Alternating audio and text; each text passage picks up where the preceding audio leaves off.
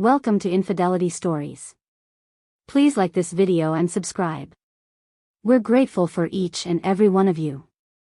We'd love to hear from you in the comments. He walked into the room while I was stretching, and his silence said it all. Infidelity Stories. He walked into the room, and I froze mid-stretch. My arms were above my head, my back arched slightly, the hem of my tank top riding up just enough to reveal the soft curve of my waist.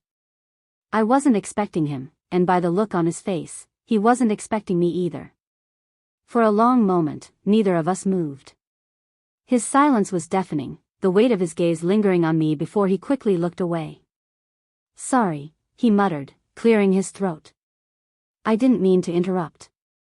"It's fine," I said quickly, too quickly, as I dropped my arms and adjusted my shirt. My face felt warm, but I couldn't tell if it was embarrassment or something else entirely. Robert turned, mumbling something about needing to check the gutters, and disappeared down the hall before I could say another word. But his silence stayed with me. I hadn't expected him to be here today. My stepson's visits were sporadic, kind gestures wrapped in practicality. After the divorce, I assumed I'd never see him again, but Robert surprised me by showing up one afternoon with a toolbox in hand, offering to help with repairs around the house. "It's the least I can do," he'd said. That was 6 months ago. At first I thought he came out of obligation, a sense of duty left over from his childhood.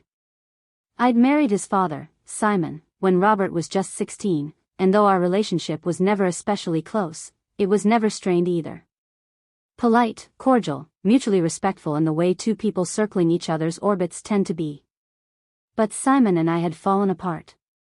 His betrayal wasn't explosive, just insidious. A gradual pulling away, a series of missed glances and ignored moments, culminating in his departure with a younger, brighter woman. It wasn't the age difference that stung so much as the fact that I hadn't seen it coming. Or maybe I had, and I just didn't want to admit it.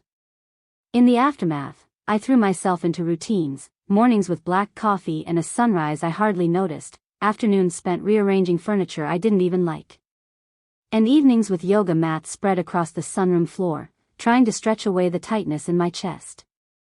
Robert's visits disrupted the monotony in ways I hadn't expected. He fixed the wobbly porch railing, patched the hole in the drywall, and replaced the burnt-out bulbs in the hallway. But it wasn't just his work that lingered, it was his presence. That morning, after he walked out of the sunroom, I tried to focus on my stretches, but the rhythm was gone. My mind kept replaying the way he'd looked at me, not inappropriately, but not indifferently either. There was something about Robert the first hadn't noticed before. Maybe it was the way his shoulders had broadened since I'd first met him, or the confidence he carried now at 25. He wasn't a teenager anymore. He was a man. I shook my head, forcing the thought away. This was ridiculous. Robert was just being kind, helping me out because his father wouldn't. There was nothing more to it. Still, later that afternoon, as I folded laundry and watched the rain patter against the windows, I found myself glancing toward the front door, wondering if he'd be back soon. I told myself it was because the gutters really did need fixing. The rain had stopped by the time Robert came back inside. He'd been on the ladder for nearly an hour, clearing leaves from the gutters and brushing dirt from the shingles, his sweatshirt damp and clinging to his arms. I glanced up from the kitchen counter where I was chopping vegetables for dinner, trying to keep my voice casual. "Get everything sorted out up there?" He nodded, wiping his hands on his jeans. "Yeah, though you might want to think about trimming that tree out back. The branches are what's clogging everything up." I smiled faintly. "I'll add it to the list." Robert raised an eyebrow, leaning against the doorway. "This infamous list of yours is getting out of hand. When's the last time you just let something be?" I paused, the knife hovering over the cutting board. It was such a simple question, but it hit harder than I expected. Letting things be wasn't my strong suit. "Probably never," I admitted, forcing a laugh. Robert tilted his head, studying me for a moment. "You don't have to do everything alone, you know." I shrugged, trying to downplay the weight of his words. "Old habits die hard, I guess." He didn't reply, but there was something in his gaze. Something steady, almost searching, that made my pulse quicken. I broke the moment by returning to my task, focusing on the rhythmic chop of the knife against the wooden board. Robert stayed for dinner, as he often did these days. It wasn't planned, he'd just linger until the sun dipped low and I'd insist he join me. Cooking for one had always felt lonely, but cooking for two made the house feel just a little warmer. That night, we ate at the small table in the kitchen. The dining room had always felt too formal, too full of ghosts. "This is good," Robert said, nodding toward his plate. "Just pasta," I replied, though I couldn't help but feel pleased by the compliment. "It's better than I'd make," he said, grinning. "Pretty sure my idea of cooking is dumping hot sauce on whatever's in the fridge," I laughed, a genuine sound that felt foreign in my own ears. "Well, you're welcome to dinner anytime, as long as you promise not to ruin it with hot sauce." "Deal," he said, his grin softening into a smile that lingered just a second too long. The silence that followed wasn't uncomfortable, but it was charged. I could feel his eyes on me as I sipped my wine, and when I finally looked up, the intensity of his gaze made my breath hitch. "What?" I asked, my voice quieter than I intended. He shook his head, his smile fading. "Nothing. Nothing. Just, it's nice to see you like this." "Like what?" "Relaxed," he said simply. I wanted to tell him I wasn't relaxed, that I was anything but the words stuck in my throat. Instead, I forced a small smile and reached for my glass again. The next day, Robert showed up with a toolbox and an air of determination. "What's all this?" I asked, watching as he hauled the heavy case into the living room. "Your infamous list," he replied, pulling out a wrench. "Figured I'd make a dent in it." I couldn't help but laugh, shaking my head. "You don't have to do that." "I want to," he said, his tone leaving no room for argument. For the next few hours, I watched as he moved through the house with a kind of quiet efficiency. He tightened loose cabinet handles, fixed a leaky faucet, and even replaced the batteries in the smoke detectors. At one point, he asked me to hold a flashlight while he worked on the ceiling fan in the guest room. Standing beneath him, I couldn't help but notice the way his shirt stretched across his back, the muscles in his arms flexing as he adjusted the screws. "You've gotten good at this," I said, my voice coming out softer than I intended. Robert glanced down at me, his smile lopsided.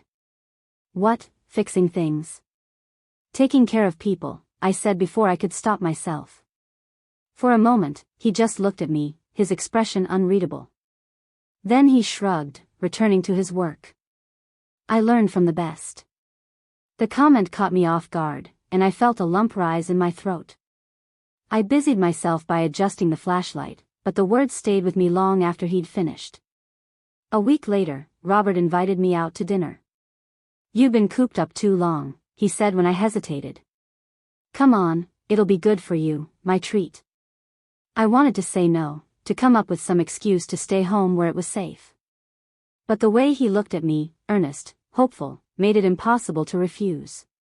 The restaurant he chose was small and cozy, tucked away on a quiet street I hadn't been to in years, the kind of place Simon would have dismissed as too quaint. "This is nice," I said as we sat down, the soft glow of the candlelight casting shadows across the table. "I thought you'd like it," Robert replied, his smile easy. Over the course of the meal, the conversation flowed effortlessly. We talked about everything and nothing, his work, my hobbies, the latest book I'd read, but as the wine flowed and the plates were cleared, the topics grew heavier. "I've been meaning to ask," Robert said, his voice quieter now, "how are you holding up?" "Really?" I hesitated, the question cutting through the easy atmosphere we'd built. "I'm fine," I said reflexively. Robert frowned. "You don't have to say that, not to me." His sincerity was disarming, and I felt my defenses crumbling. "It's hard," I admitted. "Some days are better than others, but mostly I just feel stuck." Robert nodded, his expression thoughtful. "You don't have to stay stuck, you know, you deserve more than that." His words lingered, heavy and unresolved, as we left the restaurant and drove home in near silence. When he walked me to the door, there was a moment. Just a moment, where he hesitated, his gaze lingering on mine. I thought for a second that he might say something. But he didn't. And as I stepped inside, my heart was pounding so loudly that I barely noticed the way my hands trembled as I locked the door behind me. The rain started mid-morning, a soft drizzle that quickly grew into a steady downpour. I was in the living room, tugging at the edge of the couch in a futile attempt to shift it closer to the wall. It had been bothering me for weeks, a slight angle that made the whole room feel off balance. Need some help? Robert's voice startled me, and I turned to see him standing in the doorway, his hair damp from the rain. He held a toolbox in one hand and a reusable shopping bag in the other. I didn't realize you were coming over, I said, wiping my hands on my jeans. He shrugged, setting the bag down on the counter. Figured I'd check on you. Picked up a few things on the way, milk, eggs, the usual. I smiled faintly. You didn't have to do that. I wanted to. Before I could argue, he stepped into the room, his gaze falling on the couch. This giving you trouble? It's nothing, I said quickly. I was just trying to move it a little.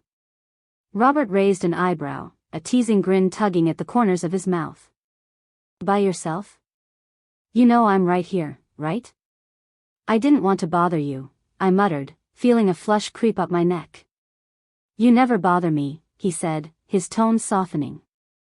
The words hung in the air for a moment before he moved past me, crouching beside the couch to examine its base. All right, he said, straightening up. On three? I hesitated but nodded, moving to the opposite side. 1, 2, 3. Together, we lifted, the couch shifting easily under our combined strength. But as we set it down, Robert's hand brushed against mine, the contact sending a spark of something sharp and electric through me. I pulled back quickly, my pulse racing. Thanks, I said, my voice a little too bright. Robert studied me for a moment, his brow furrowing. You okay? Fine, I said quickly, avoiding his gaze. Just, tired I guess? He didn't press the issue, but I could feel his eyes on me as I moved to the kitchen, pretending to busy myself with the groceries he'd brought. The rest of the afternoon passed in a strange, unspoken tension. Robert helped me rearrange the living room, offering his usual mix of practical advice and teasing commentary, but there was something different about the way he looked at me. Something I couldn't quite name. By the time the rain eased into a light drizzle, my nerves were frayed, and I was grateful when he finally announced he was heading home. But as I watched him leave, his shoulders hunched slightly against the rain, I felt a pang of something that wasn't quite relief. That evening, I found him sitting on the porch when I went to lock up for the night. He was leaning against the railing, a half-empty bottle of beer in his hand, his face illuminated by the soft glow of the porch light. Did you forget something? I asked, stepping outside. He shook his head, just didn't feel like going home yet. His voice was quiet, almost somber, and I hesitated before sitting down on the bench beside him. The air was cool and damp, the smell of rain lingering in the breeze. You okay? I asked after a moment. Robert glanced at me, a small, wry smile tugging at his lips. I should be asking you that. I frowned. Why? Because you've been tense all day, he said simply. Did I do something to upset you? No, I said quickly, too quickly. Of course not.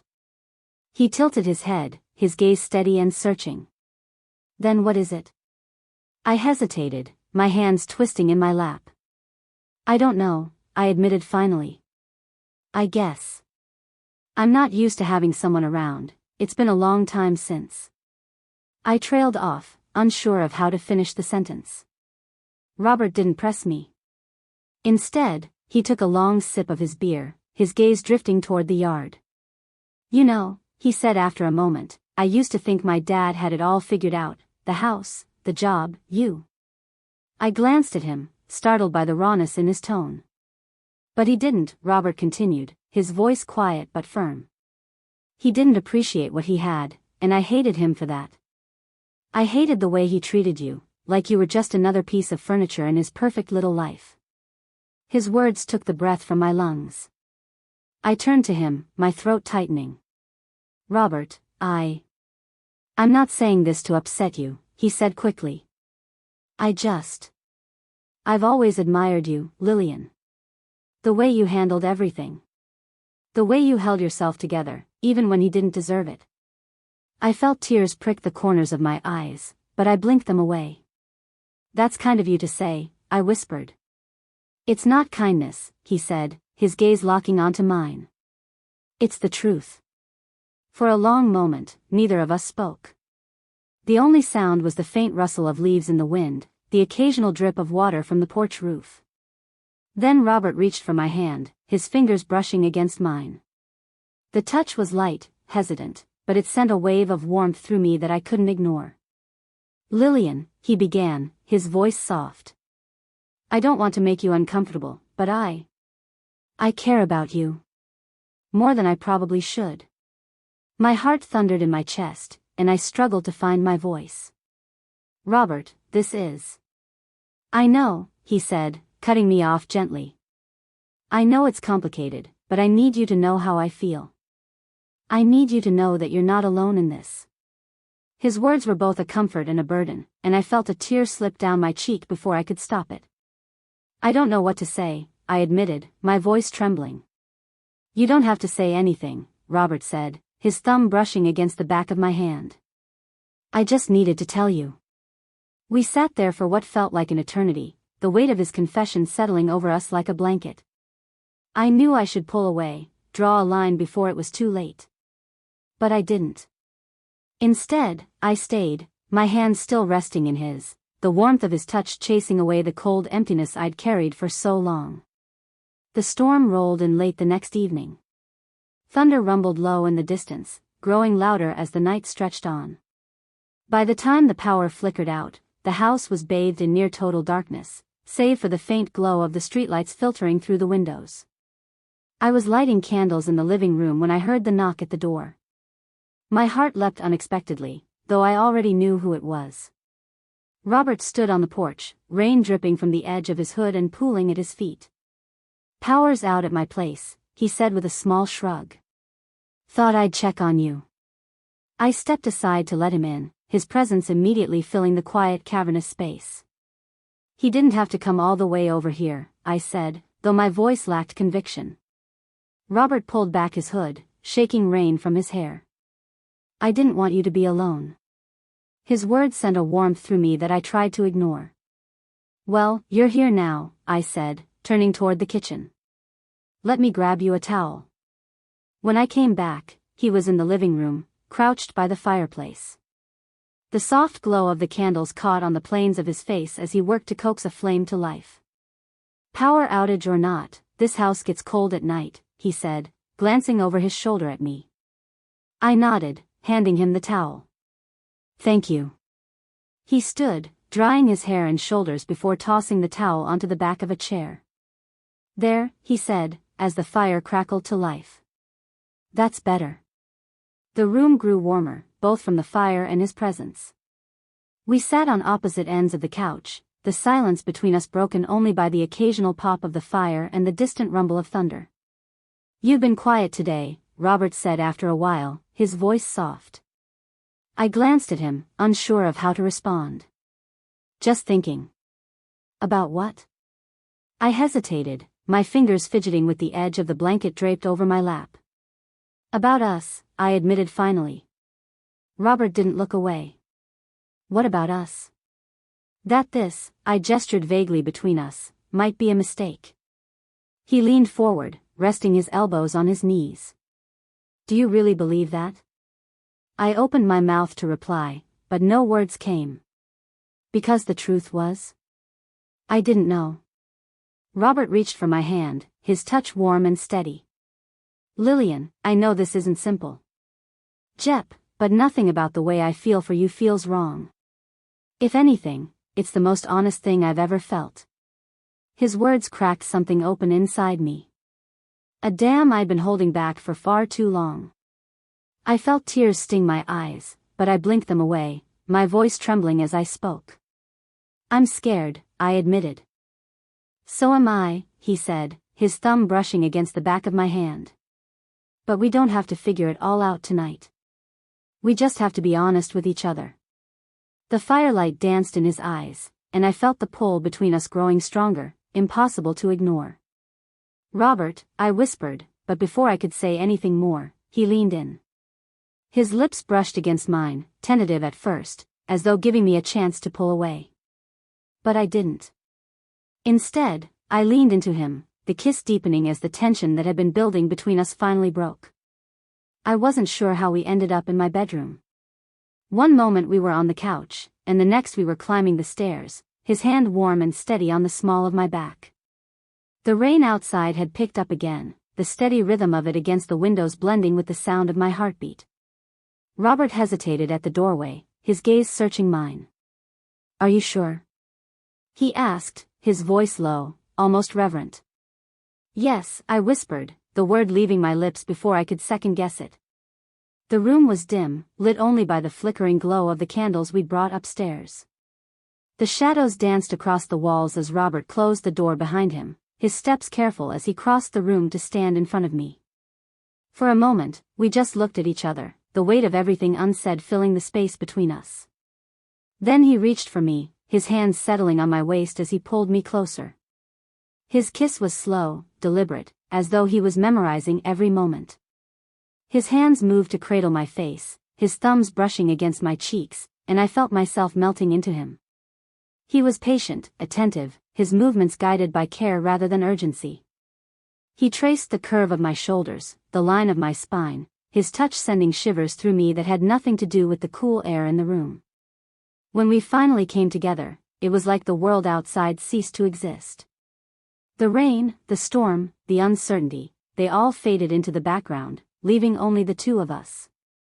It wasn't just physical, it was something deeper, something I hadn't felt in years. As the night stretched on, I felt myself let go of the doubts and fears that had kept me locked away for so long. With Robert, I didn't feel like someone who had been left behind. I felt seen, wanted, and alive.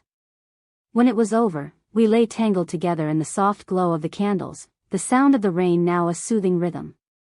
Robert's arm was draped over my waist, his breath warm against my shoulder. "I don't regret this," he murmured, his voice soft but firm. I turned to look at him, my fingers brushing against his jaw. "Neither do I." And for the first time in years, I felt at peace. "I know," he said, stepping closer. "But it doesn't have to be complicated either. We don't have to figure everything out right now, we can take it one step at a time." His words were gentle, reassuring, but they didn't erase the uncertainty twisting in my chest. "What happens now?" I asked, my voice barely above a whisper.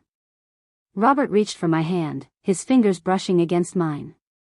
"That's up to you," he said simply. I looked down at our hands, the warmth of his touch grounding me. I didn't have all the answers, and I wasn't sure I ever would. But for the first time in years, I felt like I didn't have to have it all figured out. As we stood there, the sunlight painting the room in soft gold, I allowed myself a small tentative smile. The day stretched ahead of us, uncertain and full of possibility. And for now, that was enough. The first light of dawn crept through the curtains, casting a soft glow over the bedroom. I woke before Robert, the sound of his steady breathing filling the quiet space. His arm was still draped over my waist, his hand resting lightly on my hip. For a moment, I lay there, unmoving, my mind racing as I stared at the ceiling. The events of the night before felt surreal, like a dream I wasn't ready to wake from. But the warmth of his body beside mine, the way his fingers twitched slightly in his sleep. It was real. I'd crossed a line I never thought I would. The guilt was there, hovering at the edges of my mind, whispering all the reasons why this shouldn't have happened. But beneath the guilt was something else, something stronger. A quiet, insistent joy. For so long, I'd felt invisible, like a shadow moving through a house filled with echoes. Last night, Robert had reminded me what it felt like to be seen, to be wanted. And as much as I tried to tell myself it was wrong, I couldn't bring myself to regret it. Carefully, I slipped out from under his arm, wrapping my robe around me as I crossed to the window. The rain had stopped, leaving the yard glistening in the morning light. The world outside looked the same, but everything inside me felt different. Behind me, I heard the rustle of sheets, followed by the soft sound of Robert's voice. "Good morning." I turned to see him sitting up, his hair tousled, a sleepy smile tugging at his lips. "Good morning," I replied, my voice quieter than I intended. "Are you okay?" he asked, his tone laced with concern. I hesitated before nodding. "I think so." We moved to the kitchen, where the sunlight streamed through the windows, casting golden pools of light across the floor. I brewed a pot of coffee while Robert leaned against the counter, watching me in that quiet, steady way of his. The silence between us wasn't awkward, but it was heavy, filled with the weight of unspoken questions. Finally, Robert broke it. "Lillian, I meant what I said last night. I don't regret this, not any of it." I turned to face him, my hands wrapped around my coffee mug.